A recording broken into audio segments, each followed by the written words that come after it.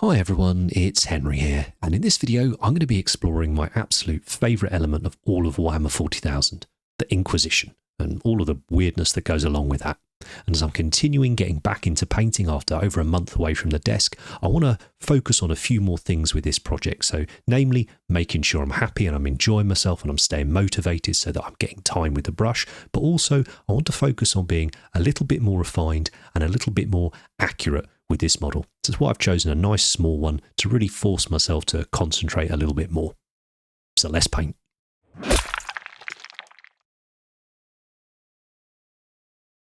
So Games Workshop sent us through for review a couple of the new Palanite Enforcer kits for Necromunda. Now I love Necromunda, I love playing it, I love painting it, I love reading about it. It's just one of my favourite aspects of the 40k universe is the way you can explore stuff away from the battlefield. But I've never really had an interest in doing the Enforcers. I did one of the, name escapes me now, the buggy, Tauros, the Venator. I did that a little while back, along with a bunch of other Necromunda videos. But as I say, I've never really been interested in doing the Palanite Enforcers as a gang. But they sent through, as I say, a couple of the new kits, and I wasn't quite sure what to do for a video this week, if I'm being absolutely honest. I'd done a few Marines, I was really enjoying it. I was, getting back in the groove. But as I said in the intro, I would like to have a little bit more focus with getting back into the painting. And I don't know about you, but there's certain projects I find that I can almost treat like a textbook or homework or something like that, where I know when I sit and paint them, I know I'll be better at the other end of painting it. And generally smaller models like that's things like Lord of the Rings or other scale games, those sort of truer 28 mils, but also the small GW stuff, and a lot of the Necromunda stuff is like that. And then again, as I said in the intro, it's all about staying motivated and happy and enjoying it. So there was no point in doing a model I didn't really want to paint just for the sake of trying to learn things on it. But it was trying to figure out what can I do that's fun for me and maybe vaguely interesting content and stuff. So I got the Enforcer out and had a look at them, and immediately when I saw the companion models, I was like, oh yeah, like that's a henchman, right? That's got to be an inquisitorial henchman. And you can never have too many Inquisition models just on the shelf. That's my sort of hobby bucket list, really, or my end goal for my hobby is to have a great big grand sort of Inquisition army full of various war bands and attached units from the Sisters, the Grey Knights, the stormtroopers, all that sort of stuff. So yeah, there's never going to be a bad thing doing an inquisitorial model. And also I thought this was a good opportunity to show that with kitbashing, which I'm doing a lot more of now, it doesn't always have to be incredibly complicated. And I think just a tiny little change to a model such as the head, which is what we're doing here, makes an enormous difference, in my opinion. So I went through, the casts were pretty good. They weren't perfect, but they were pretty good, these resin ones. And I really wanted to choose that skull face originally from the plastic captain's box, but the way the heads go together wasn't really going to work. So time to dig into the Inquisition bits box of mine, and I found a few different cool heads. One from the naval boarding crew, whatever they're called, from Kill Team from a few editions back, and then one from the new Scions, the Scions with the jump packs. Which had this really cool kind of like, scarred, burnt, gnarly face. And as cool as this visored helmet was from the Imperial boarding crew, deck crew, can't think what they're called now, I'm really sorry. should have checked that one. I think for a single character model, I think a helmetless head just has that much more character, doesn't it? It tells that much more story. And I'd kind of pictured this dude as a sort of fishig, kind of character, a trusted assistant, not an interrogator. I didn't want him to be an interrogator, but a proper henchman for an inquisitor, but quite a serious dude. And I just pictured him sort of, walking around underneath, the Vaults of Terror and stuff, or in some backwater world, whatever. And obviously he needed a companion, so it's time to paint this incredible pug. But enough of that waffling. In short, head swaps make a huge difference, and you can make a model your own. I wanted to get as far away from the original model as possible, which I always like doing when I try to repurpose it. So one way I thought I could do that was to ensure that I didn't use similar colours to box art Enforcer stuff we've seen, but also I thought let's lean into those classic Inquisition colours, which is generally red and black and then often a bit of gold or something like that. And a few months back I did an Iron Hands Praetor for Saturnine for the Horus Heresy release, and on it I did a red leather recipe, and in the end I painted over it because I didn't think the red worked with the rest of the scheme. I thought it made him look too Dark Angels-y, but I really liked how it looked. So I thought, okay, let's use that recipe again, and I'd noted it down. And someone asked in a video recently, please could I start showing the palette so that you could see the dilution that I was using in the paints. So there you go. I have got myself a new red grass sponge and a new piece of paper and everything, so it doesn't look quite so grotty.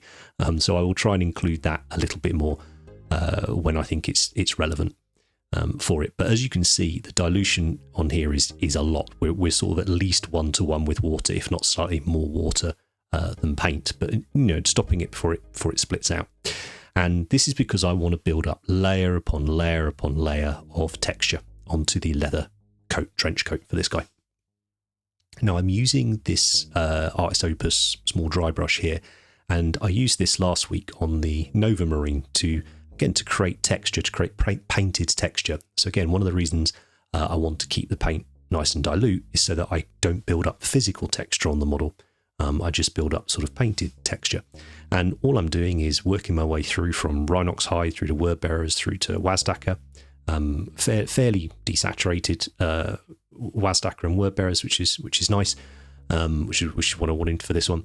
And I'm still applying the light where I think the light would go, as if it was shining down from above, some creepy, lumen or whatever lighting in from above. That would have been probably cool to have done some real specific sort of sourced lighting, from a direction. I think this model would really suit that moody kind of look you can generate.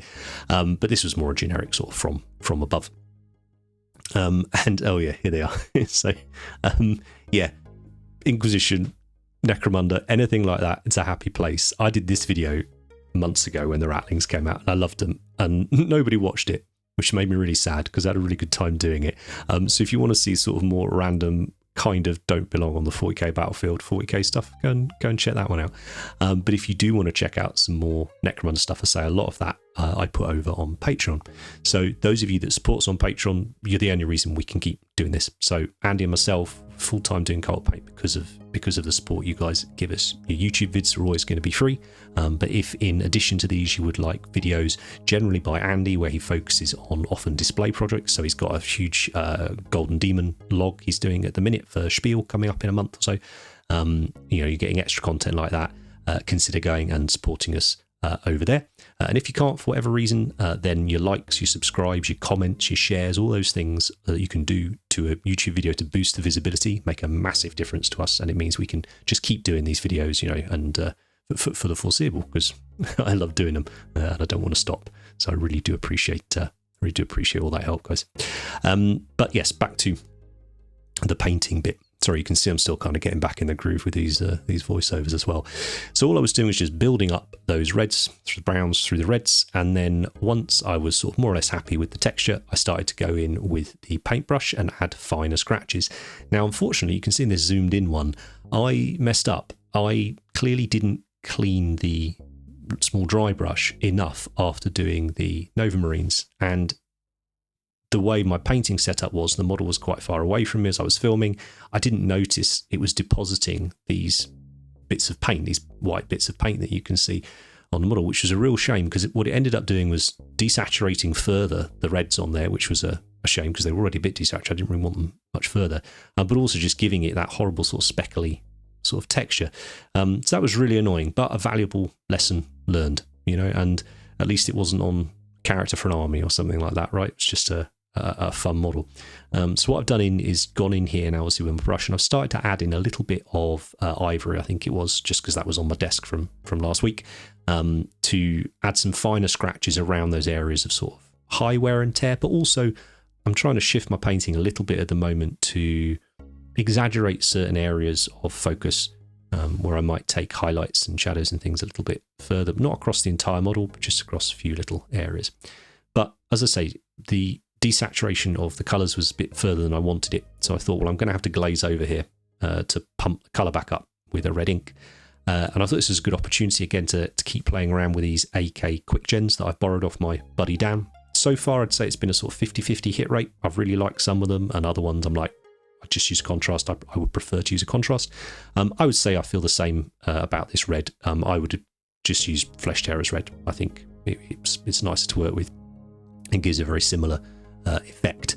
But again, good to know. So yeah, I'd say it's about 50-50 for me at the minute with the AK quick gens. I'm feeling at the minute like the colours that are in the quick gens that aren't available in the contrast range, I'm going to pick up.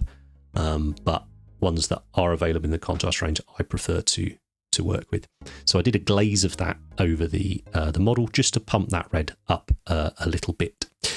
Here is one of my most precious decal sheets from my collection, my retirement fund decal folder. It's one of the old Inquisition sheets, and I thought I could just do with a few little symbols on here just to reinforce this is who this lad belongs to. And I figure he's not trying to hide who he is. I went for a few of those, and I made a custom one up using an old Aeronautica one as well. So I wanted to. There's more areas of leather on the model, and I say I wasn't necessarily trying to learn anything new on this model. I don't want to overcomplicate things as I'm getting back in the swing of it. My focus point was on being a little bit more accurate with my work, a little bit more defined with my brushwork. So therefore, I'm falling back on sort of known recipes. And this is probably my favourite sort of generic brown leather recipe, colder sort of brown leather recipe, which is Rhinox hide, Thondia, and Steel Legion drab. And I'm doing it exactly the same way I've done the cloak, the coat rather. I'm just only using a brush here rather than stippling on with the dry brush, but it's just using lots and lots of little strokes with very, very dilute paint to build up that texture. And I love painting leather. I don't know what it is, just I like leather boots and things like that, leather belts anyway in real life, and I think I just really enjoy painting it as well. Now, speaking of the quick gen paints, I noticed there was this metallic in there. There's like one or two metallics. I thought, that's interesting, wonder how that will work. So dug it out. I don't know if I didn't shake it up enough, or if this is just how it looks, but it was a bit weird really going on. It reminded me a little bit of the Vallejo Metal Colour series metallics, which you'll see me use quite often. They're very, very fluid. This is the sort of one I would use for this job. But what this has given me is an incredibly dark silver. And occasionally people will ask, oh, how would you do a black metallic? I'd use this because it looks flipping cool for that, I think. Very shiny though. Now that may be because I had diluted it a little with water, not loads, just a little. That may have caused it to become a bit shiny. So I don't know. This is the first and only time I've used this paint, but I wanted to dull that down and also just add a little bit of sort of colour into it. So rattling grime thin down over it's a wash. I think it's a brilliant finish. So I'll be picking this one up as well. I can't say I like it as a paint, but for this very specific task, I think it worked really, really well.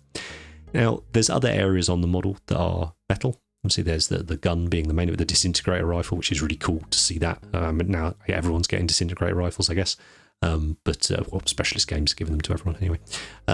But I wanted to, again, not fall into that trap, perhaps in the past, where I would have painted all the silver on the model the same.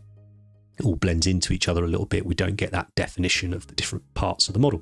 So I went for a lighter silver colour here. So Iron Warriors mixed with burnt iron. So the properties of both of those paints, but a similar colour. And then I'm using that little contrast wash that I came up with a while back to add a little bit of colour and interest into that silver. Now the fur ruff collar thing on his coat, here's where I grabbed my Martian colour wheel. I've shown you guys this before. If you just Google Martian colour wheel, this is what comes up. And I thought, right, so found the colour that the coat was roughly. Okay, what's opposite that? Okay, it's kind of this colour. Let's do that for the fur, or let's use it at least in the fur. So I didn't necessarily want it to be this completely sort of, I don't know what the proper colour is for it, this dark blue-green colour. Maybe I should have been braver and gone with that in the end. But I thought, well, if I base the white coat with this, then it's going to be there plenty. And I have painted the fur differently to how I normally paint fur, which is, I guess this is more of that classic sort of Games Workshop way where we leave the recesses dark and then we just paint the raised bits lighter. it was very easy to paint like this. So I still have only highlighted sort of the upper areas of the fur where the light would shine on them. So it's sort of getting tighter and tighter with the highlights just by adding in that grey white into the mix. So I got a nice element of contrast, and again drawing focus up towards his face. But I don't know. I think it's the one bit I'd be tempted to change about the model, if I'm honest. It's just not how I normally, or it's not how I have painted for a long time, and I can't decide if I like the effect or not. Usually what I would have done is base coated it in the green, then sort of painted the whole areas lighter where they were going to be lighter. And not, if it's a recess, it doesn't matter kind of thing. I'd pick that up later with a wash, but I'm not sure. I think it looks nice. Let me know. Yeah, I'm not sure. Not sure. And then obviously the most important part of this thing is the pug. So this is from the Rattling kit. I say I did the A-Team homage video to a while back, so I had him left over. Sadly, he got a little bit squished in the bits box, so his face got a little bit mashed. But he's a pug, so it's kind of works anyway. I mean, I wasn't going to try and reinvent the wheel here. Tried to paint him from memory from colour. So I knew it was like a tan colour, so I just used XV88 and then mixed in the Carrack Stone. I'm just using an airbrush here to apply it, sort of zenithal top down. It's about 20 to 25 psi, and I've thinned the paint enough. It's probably 2 drops of thinner to paint, something in that sort of ratio, just to get it so I could build up again nice translucent layers and build up a bit of a transition across the model. And then I'm going in with the Carrack Stone mix and just doing loads of little dashes to sort of simulate fur. Doesn't take very long. He's a tiny model, but it doesn't take long. I think it just makes him a little bit more interesting. But yeah, tried to paint it from memory, and then messed up because it turns out like pugs have got really dark ears and faces and stuff, which I hadn't remembered. So that's another one of those art lessons, isn't it, where they say like, don't draw it from memory. Like look at your reference pictures. So that would have saved me a bit of time if I'd done that. And they've just done the red leather on them, same as on the trench coat. The face, so as I said, I think the most important part, the key focal point of this, and I think many models, particularly I think when you get into Inquisitor and stuff, is going to be the face or the head. And I thought, okay, well, I've used that blue in the fur. Can I use some blue in the skin? That would be a nice sort of complementary contrast colour. So I picked this, and it didn't go wrong. Sorry, it didn't go right. It went wrong, but I've left all the wrong stuff in here because I thought it might be vaguely useful. I went for the Cadian flesh tone. I wanted a real pale skin on him, so I went for Cadian, highlighted with this P3 colour I haven't used before, this light skin colour. And again, one of these AK to try out. So I was like, okay, let's try one of these sort of grey blues out. So over white and black pre-shade, sprayed the Cadian flesh tone, then from beneath sprayed the grey. It wasn't right. I thought, okay, I'll try and rectify it. I thought, what does it need? What's it missing? I thought I need a bit of purple or red in there, so blasted a bit of Magos purple because I had that on the desk from doing the metal mix, and then highlighted it here using the lighter colour. So this is generally how I'll do the heads. If I can, I'll start with the airbrush and then I'll go in and refine it with the hairy brush. So here I go in, he's got, this sort of burned, scarred side of his face. Started putting that in, and it just wasn't working for me. All the tones were just off. It didn't look natural. I just really didn't like it, which is a shame, but it happens. And seeing as it is a focal point of the model, and this is a model I would like to have in my cabinet for a long time to play, many games I want of Inquisitor or Necromunda or whatever with, I thought, okay, I'll start again and pick him. And I think the issue is that the Cadian flesh tone it wasn't giving me enough as a base. There wasn't enough colour in it as a base. I think to be honest with you, mine's run out. I'm not going to bother replacing it. I think I've got other lighter colours, similar colours I can use for flesh that I prefer from a few other ranges. So started again on the head, and this time I'm basing over. You see the pre-shade here. I'm basing using Night Quest or Flesh, which is darker. It's a little warmer than Cadian is. Is it warmer? Yeah, it is warmer, but straight away it was the right tone. I knew this was I love this as a base sort of tone for any skin. In fact, you'd have seen on the Nova Marine last week I used it, but I used it as a highlight colour. So once I had that on, I went in and put the shadows in. I ditched the blue in the shadows. I thought I was forcing things there. I was trying to be clever, and it just looked a bit crap. So I've gone in and done the shadows with Magos purple again because it was on the desk, and I know it's a nice, purples and reds work really well in the shadows for skin. So I'm just spraying that from beneath, and already I'm at, even at this stage I think it looks better than the fully painted previous one. So then it's going in and using very dilute mixes of the AK red and Magos purple on his scars, just start building it up really. As I say, I'm using Night Questor and I'm using that P3 lighter flesh colour to do my highlights with, and then just slowly building them up. There's no other paints in there, it's just using different mixes of those, and if necessary using a bit of ivory or black to darken or lighten the colour, but I don't think I did on this, to be honest. I say I wanted him to be a kind of gnarly old, maybe even an ex-enforcer perhaps, but that sort of Godwin Fishig type character rather than say a Harlon Nail character. So nice kind of clean, crew cut type grey hair, kind of Clint Eastwood vibes. Yeah, I'm really happy with how it came out actually, the head in the end. It's just real pain to try and film. For the basing, as I said recently, I want to try and improve my basing or change my basing a little bit or explore my basing more. That's probably more accurate. So I'm just endeavouring at the minute for every model I'm doing just to try something different with the bases, see what sticks. I've used dry ground basing texture here from AK. This is one I've used for a long time. I think it's a really great sort of neutral starting point. Gives you kind of gritty base, which you can then paint over and do whatever colour you want. And then I'm still using these different muddy poor terrain mixes that the guy sent me from that company. And this was just a mix I hadn't used before. Fieldstone, I think this mix was called.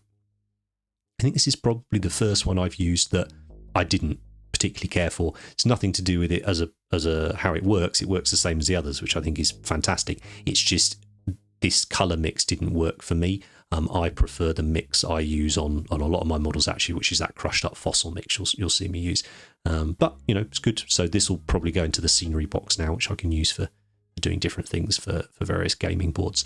But a lovely mix of sizes of the stuff on it. But we'll come back and we'll fix the base up a little bit later.